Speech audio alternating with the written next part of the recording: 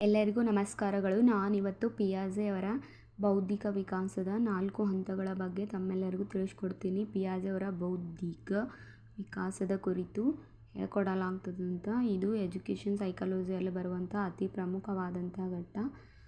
Teachers ಎಕ್ಸಾಮಲ್ಲಿ ಅತಿ ಪ್ರಮುಖವಾಗಿ ಇವುಗಳ ಕುರಿತು ಪ್ರಶ್ನೆಗಳನ್ನು ಕೇಳ್ತಾರೆ. ಇದು ಅತಿ ಇಂಪಾರ್ಟೆಂಟ್ ಆಗಿರುವಂಥ ಸೆಷನ್ ಆಗಿರ್ತದೆ ಅಂತ ಹೇಳ್ತಾ, ಪಿಯಾಜೆಸ್ ಥಿಯರಿ ಆಫ್ ಕಾಗ್ನಿಟಿವ್ ಡೆವಲಪ್ಮೆಂಟ್ ಬಗ್ಗೆ ನಾನಿವತ್ತು ನಿಮಗೆ ಹೇಳ್ಕೊಡ್ತೀನಿ.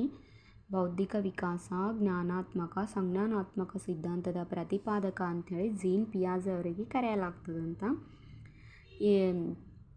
ಇವು ಒಳಗೊಂಡಿರುವಂತಹ 4 ಹಂತಗಳು ಅಂತಂದರೆ ಸಂವೇದನಾಗತಿ ಹಂತ. ಇದು ಮಗು ಹುಟ್ಟಿದಾಗಿನಿಂದ 2 ವರ್ಷಗಳ ಅವಧಿಯನ್ನು ಸಂವೇದನಾಗತಿ ಹಂತ ಅಂತ ಕರಿತೀವಿ. ಸೆನ್ಸಾರಿ ಮೋಟರ್ ಸ್ಟೇಜ್ ಅಂತ ಕೂಡ ಇದನ್ನು ಕರೆಯಲಾಗ್ತದಂತ.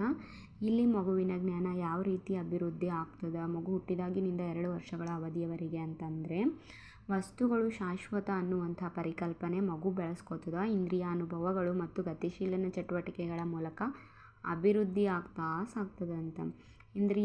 ಇಂದ್ರಿಯಗಳನ್ನು ಬಳಸಿ ಸುತ್ತಮುತ್ತಲಿನ ವಸ್ತುಗಳ ವೀಕ್ಷಣೆಯನ್ನು ಮಾಡ್ತದೆ. ಗತಿಶೀಲನ ಚಟುವಟಿಕೆಗಳಂದ್ರೆ ಮಗುವು ತೆವಳುವುದು, ಅಂಬೆಗಾಲಿಡುವುದು, ಚಿಕ್ಕ ಪುಟ್ಟ ಹೆಜ್ಜೆಗಳನ್ನು ಇಡುವುದಕ್ಕೆ ಗತಿಶೀಲನ ಚಟುವಟಿಕೆಗಳು. ಕೈ ಕಾಲುಗಳನ್ನು ಬಳಸಿ ಮಗುವಿನ ಗತಿಶೀಲನ ಚಟುವಟಿಕೆಗಳು ಅಭಿವೃದ್ಧಿ ಆಗ್ತಾ ಸಾಗ್ತವಂತ 0 ಇಂದ 2 ವರ್ಷಗಳ ಅವಧಿಯವರೆಗೆ. ಮತ್ತು ತಾತ್ಕಾಲಿಕವಾಗಿ ಬದಲಾಗಬಹುದಾದಂಥ ಅಂಶಗಳಿಂದ ಪ್ರಭಾವಿತನಾಗಿ ಜ್ಞಾನಾತ್ಮಕ ರಚನೆಗಳ ಕಡೆಗೆ ಮಗು ಪ್ರಗತಿಯನ್ನು ಕಾಣ್ತಾ ಸಾಗ್ತದೆ. ವಸ್ತುಗಳು ತನ್ನಿಂದ ಪ್ರತ್ಯೇಕ ಅನ್ನುವಂಥ ಅನುಭವ ಈ ಸಂವೇದನಾಗತಿ ಹಂತದೊಳಗೆ ಮೂಡ್ತದೆ.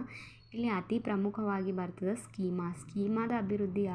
ಮಗು ಸ್ಕೀಮಾ ಹೆಂಗೆ ಬಳಸ್ಕೋತದೆ ಅಂತಂದ್ರೆ, ವಸ್ತುಗಳನ್ನು ಕಂಡುಕೊಳ್ಳಲು ಮಗುವಿನ ಪ್ರಜ್ಞೆ, ವಸ್ತುಗಳನ್ನು ಕಂಡುಕೊಳ್ಳಲು ಜ್ಞಾನದ ಸಂಸ್ಕರಣೆ ಆಗುವುದಕ್ಕೆ ಸ್ಕೀಮಾ ಅಂಥೇಳಿ ಕರಿತೀವಿ. ಇದು ಸಂವೇದನಾಗತಿ ಹಂತದೊಳಗೆ ಬರುವಂಥ ಅತಿ ಪ್ರಮುಖವಾದಂಥ ಘಟ್ಟ. ಮತ್ತು ಎರಡನೇದಾಗಿ ಬರ್ತದೆ ಕಾರ್ಯಪೂರ್ವ ಹಂತ. ಇದು ಮಗು ಹುಟ್ಟಿದ 2 ವರ್ಷದ ನಂತರ 7 ವರ್ಷಗಳ ಅವಧಿಯನ್ನು ಕಾರ್ಯಪೂರ್ವ ಹಂತ ಅಂತ ಕರಿತೀವಿ. ಇದನ್ನು ಪ್ರೀ ಆಪ್ರೇಷನಲ್ ಸ್ಟೇಜ್ ಅಂತ ಕೂಡ ಕರೆಯಲಾಗ್ತದಂತ. ಇಲ್ಲಿ ಮಗುವಿನ ಜ್ಞಾನ ಯಾವ ರೀತಿ ಅಭಿವೃದ್ಧಿ ಆಗ್ತದಂದ್ರೆ, ಅಹಂ ಕೇಂದ್ರಿತ ಸ್ವಭಾವ ಮೂಡ್ತದೆ. ಜಗತ್ತು ಇರುವುದು ನನಗಾಗಿ ಅಂತ ಭಾವಿಸ್ತದಂತ. ಇತರರ ದೃಷ್ಟಿಕೋನಗಳಿಗೆ ಮನ್ನಣೆ ಕೊಡಲ್ಲ. ತಂದೆ ಖರೆ ಅಂಥೇಳಿ ಮಗು ಏನು ಮಾಡ್ತದಂತ, ಕೆಲವೊಂದು ವಿಷಯಗಳ ಕುರಿತು ತಂದೆ ನಿಜ, ತಾನು ಹೇಳಿದೆ ನಿಜ ಅಂಥೇಳಿ ಹೇಳಕ್ಕೆ ಸ್ಟಾರ್ಟ್ ಮಾಡ್ತದೆ. ಅಂಥ ಪ್ರಜ್ಞೆಗಳನ್ನು ಬೆಳೆಸ್ಕೋತದೆ. ಭಾಷೆಗಳನ್ನು ಬೆಳೆಸಿ ಮಾತನಾಡ್ಲಿಕ್ಕೆ ಸ್ಟಾರ್ಟ್ ಮಾಡ್ತದಂತ. ಬೇರೆ ಬೇರೆ ಅಂಶಗಳ ಆಧಾರದ ಮೇಲೆ ವಸ್ತುಗಳ ವರ್ಗೀಕರಣ ಸಾಮರ್ಥ್ಯ ಮೂಡಿಸ್ಕೋತದಂತ. ಅನುಕರಣೆ ಮಾಡುವಂಥ ಪ್ರವೃತ್ತಿ ಬೆಳೆಸ್ಕೋತದೆ. ಇತರರನ್ನು ನೋಡಿ ಕಲಿಯುವಂಥ ಸಾಮರ್ಥ್ಯ ಈ ಕಾರ್ಯಪೂರ್ವ ಹಂತದೊಳಗೆ ಸ್ಟಾರ್ಟ್ ಮಾಡ್ತದಂತ. ಸಾಂಕೇತಿಕ ಆಟಗಳಲ್ಲಿ ತೊಡಗ್ತದೆ. ಚಿತ್ರಗಳನ್ನು ರಚಿಸ್ತದೆ. ವಾಸ್ತವಿಕತೆಯ ಅರಿವು ಮೂಡಿಸ್ಕೋತದೆ. ಯಾವುದು ನಿಜ ಯಾವುದು ಸುಳ್ಳು ಅನ್ನುವಂಥ ವಾಸ್ತವಿಕತೆಯ ಅರಿವು ಇಲ್ಲಿ ಕಾರ್ಯಪೂರ್ವ ಹಂತದೊಳಗೆ ಮೂಡ್ತದೆ. ಮತ್ತು ಸೃಜನಶೀಲ ಮತ್ತು ಕಲ್ಪನೆಯುಳ್ಳ ಚಟುವಟಿಕೆಗಳಲ್ಲಿ ತೊಡಗ್ತದೆ. ಹೊಸದನ್ನು ಕಲೀಲಿಕ್ಕೆ ಅಂತ ಕಲ್ಪನೆಗಳನ್ನು ಮಾಡಿಕೊಳ್ಳುವಂಥ ಚಟುವಟಿಕೆಗಳಲ್ಲಿ ಇಲ್ಲಿ ಕಾರ್ಯಪೂರ್ವ ಹಂತದಲ್ಲಿ ತೊಡಗ್ತದೆ. ಅನಿಮಿಸಮ್ ಅಥವಾ ಇಮ್ಯಾಜಿನೇಷನ್ ಅಂತ ಕರಿತಿದ್ದೇವೆ ಇದಕ್ಕೆ. ಯಾವುದೋ ಒಂದು ವಿಷಯದ ಕುರಿತು ಹೇಳತ್ತೇವೆ ಅಂತಂದ್ರೆ ಅದು ಗೊತ್ತಿಲ್ಲ ಅಂದ್ರೂ ಕೂಡ ಇಮ್ಯಾಜ್ ಮಾಡ್ಲಿಕ್ಕೆ ಸ್ಟಾರ್ಟ್ ಮಾಡ್ತದೆ ಮಗು ಕಾರ್ಯಪೂರ್ವ ಹಂತದೊಳಗೆ. ಅದಕ್ಕೆ ಇಮ್ಯಾಜಿನೇಷನ್ ಅಥವಾ ಅನಿಮಿಸಮ್ ಎಲ್ಲಿ ಮೂಡ್ತದೆ ಅಂತಂದ್ರೆ ಕಾರ್ಯಪೂರ್ವ ಹಂತ ಅಂಥೇಳಿ ಹಾಕಬೇಕಾಗ್ತದೆ. ಈ ಹಂತದ ಅಂತ್ಯದ ವೇಳೆಗೆ ಸಂಖ್ಯೆಗಳನ್ನು ಬಳಸ್ಲಿಕ್ಕೆ ಸ್ಟಾರ್ಟ್ ಮಾಡ್ತದಂತ. ಸಾಹಿತ್ಯದ ಪರಿಕಲ್ಪನೆಯನ್ನು ವಿಕಸನ ಆಗ್ತಾ ಸಾಗ್ತದೆ. ಒಂದು ಪ್ರಧಾನ ಗುಣಗಳನ್ನು ಆಧರಿಸಿ ವಸ್ತುಗಳನ್ನು ಮತ್ತು ವ್ಯಕ್ತಿಗಳನ್ನು ವರ್ಗೀಕರಣ ಮಾಡ್ಲಿಕ್ಕೆ ಸ್ಟಾರ್ಟ್ ಮಾಡ್ತದಂತ ಮಗು ಕಾರ್ಯಪೂರ್ವ ಹಂತದೊಳಗೆ. ಮೂರ್ತ ಕಾರ್ಯಗಳ ಹಂತ ಬರ್ತದೆ. 7 ರಿಂದ 11 ವರ್ಷಗಳ ಅವಧಿಯನ್ನು ಮೂರ್ತ ಕಾರ್ಯಗಳ ಹಂತ ಅಂತ ಕರಿತೀವಿ. ಕಾಂಕ್ರೀಟ್ ಆಪ್ರೇಷನಲ್ ಸ್ಟೇಜ್ ಅಂತ ಕರೆಯಲಾಗ್ತದಂತ. ಇಲ್ಲಿ ಮಗುವಿನ ಜ್ಞಾನ ಯಾವ ರೀತಿ ಅಭಿವೃದ್ಧಿ ಆಗ್ತದಂದ್ರೆ, ತಾರ್ಕಿಕ ಆಲೋಚನೆ ಸಾಮರ್ಥ್ಯ ಮೂಡ್ತದೆ. ತಾರ್ಕಿಕವಾಗಿ ಚಿಂತನೆಯನ್ನು ಮಾಡ್ಲಿಕ್ಕೆ ಸ್ಟಾರ್ಟ್ ಮಾಡ್ತದೆ. ಮೂರ್ತ ಸಮಸ್ಯೆಗಳಿಗೆ, ಗೊತ್ತಿರುವಂಥ ಸಮಸ್ಯೆಗಳಿಗೆ ಪರಿಹಾರಗಳನ್ನು ಕಂಡುಕೊಳ್ಳೋಕೆ ಸ್ಟಾರ್ಟ್ ಮಾಡ್ತದೆ. ಸಾಹಿತ್ಯದ ಪರಿಕಲ್ಪನೆ ಮೂಡ್ತದೆ ಅಂದ್ರೆ, ವಸ್ತುವಿನ ಬಾಹ್ಯ ರೂಪ ಬದಲಾದರೂ ಮೂಲ ಅಂಶಗಳು ಹಾಗೇ ಇರ್ತಾವೆ ಅಂಥೇಳಿ ಹೇಳ್ತದಂತ. 6ನೇ ವಯಸ್ಸಿನಲ್ಲಿ ಸಂಖ್ಯೆ, 7ನೇ ವಯಸ್ಸಿನಲ್ಲಿ ದ್ರವ್ಯರಾಶಿ, 9ನೇ ವಯಸ್ಸಿನಲ್ಲಿ ತೂಕದ ಅನುಭವ ಈ ಮೂರ್ತ ಕಾರ್ಯಗಳ ಹಂತದೊಳಗೆ ಮೂಡ್ತದೆ. ವಸ್ತುಗಳ ವರ್ಗೀಕರಣ ಸಾಮರ್ಥ್ಯ ಮೂಡ್ತದಂತ. ಕೂಡುವುದು, ಕಡೆಯುವುದು, ಗುಣಾಕಾರ, ಭಾಗಾಕಾರದಂಥ ಜ್ಞಾನಾತ್ಮಕ ಕ್ರಿಯೆಗಳನ್ನು ಬಳಸಿ ಲೆಕ್ಕಗಳನ್ನು ಮಾಡಲಿಕ್ಕೆ ಸ್ಟಾರ್ಟ್ ಮಾಡ್ತದಂಥ ಮಗು ಮೂರ್ತ ಕಾರ್ಯಗಳ ಹಂತದೊಳಗೆ. ನೆಕ್ಸ್ಟ್ ಬರ್ತದೆ ಔಪಚಾರಿಕ ಕಾರ್ಯಗಳ ಹಂತ. 11 ವರ್ಷದ ಮೇಲ್ಪಟ್ಟಿನ ಅವಧಿಯನ್ನು ಔಪಚಾರಿಕ ಕಾರ್ಯಗಳ ಹಂತ ಅಂತ ಕರಿತೀವಿ. ಇದನ್ನು ಫಾರ್ಮಲ್ ಆಪ್ರೇಷನಲ್ ಸ್ಟೇಜ್ ಅಂತ ಕರೆಯಲಾಗ್ತದಂತ. ಇಲ್ಲಿ ಮಗುವಿನ ಜ್ಞಾನ ಯಾವ ರೀತಿ ಅಭಿವೃದ್ಧಿ ಆಗ್ತದಂದ್ರೆ, ತಾರ್ಕಿಕ ಆಲೋಚನಾ ಸಾಮರ್ಥ್ಯ ಸಂಪೂರ್ಣವಾಗಿ ವಿಕಸನ ಆಗ್ತದೆ. ಮೂರ್ತ ಕಾರ್ಯಗಳ ಹಂತದೊಳಗೆ ಸಾಮರ್ಥ್ಯ ಇನ್ನೂ ಮೂಡ್ತದೆ, ಇನ್ನೂ ಅರಿವು ಮೂಡ್ಲಿಕ್ಕೆ ಸ್ಟಾರ್ಟ್ ಆಗ್ತದವು.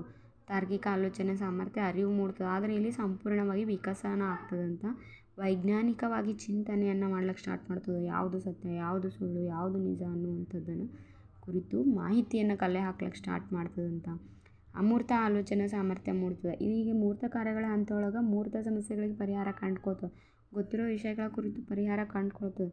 ಆದರೆ ಅಮೂರ್ತ ಆಲೋಚನಾ ಸಾಮರ್ಥ್ಯ ಔಪಚಾರಿಕ ಕಾರ್ಯಗಳ ಹಂತದೊಳಗೆ ಮೂಡ್ತದೆ. ಗೊತ್ತಿರಲಾರ್ದಂಥ ವಿಷಯದ ಕುರಿತು ಮಗು ಚಿಂತನೆ ಮಾಡ್ಲಿಕ್ಕೆ ಸ್ಟಾರ್ಟ್ ಮಾಡ್ತದೆ. ನಿಜವಾದ ನೈತಿಕ ಪ್ರಜ್ಞೆ ಔಪಚಾರಿಕ ಕಾರ್ಯಗಳ ಹಂತದೊಳಗೆ ಮೂಡ್ತದಂತ. ಸಾಮಾಜಿಕ ಪ್ರಜ್ಞೆ, ನೈತಿಕ ಪ್ರಜ್ಞೆ, ಗುರು ಹಿರಿಯರಿಗೆ ಗೌರವಿಸುವುದು, ಸಾಮಾಜಿಕವಾಗಿ ತನ್ನ ಸುತ್ತ ಸಂಗಡಿಗರೊಂದಿಗೆ ಕೂಡ್ಕೊಂಡು ಬಾಳುವುದು, ಇಂಥದ್ದೆಲ್ಲ ಔಪಚಾರಿಕ ಕಾರ್ಯಗಳ ಹಂತದೊಳಗೆ ಅಭಿವೃದ್ಧಿ ಸಾಗ್ತದಂತ. ಸಮಸ್ಯೆಗಳಿಗೆ ಪರಿಹರಿಸುವಂಥ ಕೌಶಲ್ಯವನ್ನು ಮೂಡಿಸ್ಕೊತದೆ. ಬೌದ್ಧಿಕ ಮತ್ತು ಭಾವನಾತ್ಮಕವಾಗಿ ಮಗು ಪಕ್ವತೆಯನ್ನು ಕಾಣ್ತದೆ ಔಪಚಾರಿಕ ಕಾರ್ಯಗಳ ಹಂತದೊಳಗೆ. ಮತ್ತು ನಾಯಕತ್ವದ ಪೂಜೆ, ಒಂದು ವಿಶೇಷ ವ್ಯಕ್ತಿಯನ್ನು ಗೌರವಿಸ್ಲಿಕ್ಕೆ ಸ್ಟಾರ್ಟ್ ಮಾಡ್ತದಂತ. ಅನುಗಮನ ಮತ್ತು ನಿಗಮನಾತ್ಮಕವಾಗಿ ಆಲೋಚನೆ ಮಾಡ್ತದೆ. ಗೊತ್ತಿರಲಾರ್ದಂಥ ವಿಷಯಗಳ ಕುರಿತು ಆಲೋಚನೆ ಮಾಡ್ಲಿಕ್ಕೆ ಸ್ಟಾರ್ಟ್ ಮಾಡ್ತದೆ. ನಿರ್ಧಾರ ಕೈಗೊಳ್ಳುವಂಥ ಸಾಮರ್ಥ್ಯ ಮೂಡಿಸ್ಕೊತದೆ. ಸೃಜನಶೀಲತೆ, ಹೊಸದನ್ನು ಕಂಡು ಹಿಡಿಯಲಿಕ್ಕೆ ಸ್ಟಾರ್ಟ್ ಮಾಡ್ತದೆ ಈ ಔಪಚಾರಿಕ ಕಾರ್ಯಗಳ ಹಂತದೊಳಗೆ. ಈ ರೀತಿಯಾಗಿ ಪಿಯಾಜೆ ಅವರು ಮಗು ಹುಟ್ಟಿದಾಗಿನಿಂದ 11 ವರ್ಷಗಳ ಮೇಲ್ಪಟ್ಟಿನ ಅವಧಿಯವರೆಗಿನ ಬೌದ್ಧಿಕ ವಿಕಾಸದ ಕುರಿತು ತಿಳಿಸ್ಕೊಟ್ಟರಂತ.